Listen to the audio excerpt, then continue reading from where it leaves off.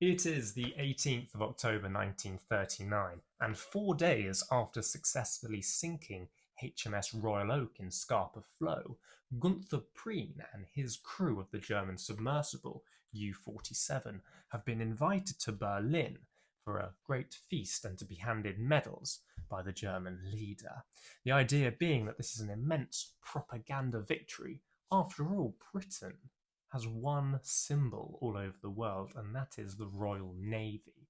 And to see one of its battleships sunk in home port is humiliating, and the Germans take full advantage of this. Meanwhile, the German leader also gives Directive Number 7. These are compulsory orders that are handed around the armed forces. And Number 7 concerns the conduct of the war in the west, so the west of Germany, that's Britain and France and Holland and Belgium. The leader says that German aircraft and troops can now cross borders. Okay, if they're on patrol, German troops can go into France, especially if they have been attacked or shot at or they're pursuing a suspect. So it's quite clear that the pressure for war to really break out, they are at war. It's been declared, but there is no fighting as yet. The borders are still respected.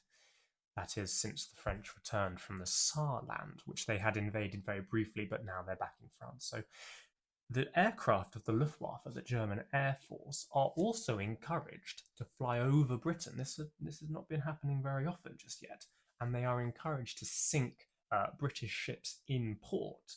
Also, laws at sea are relaxed. The Germans are encouraged to sink passenger ships, even if they're sailing in convoy.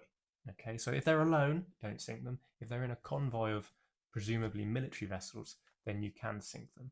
It's a ramping up of pressure, and it shows that the war is becoming deadly serious.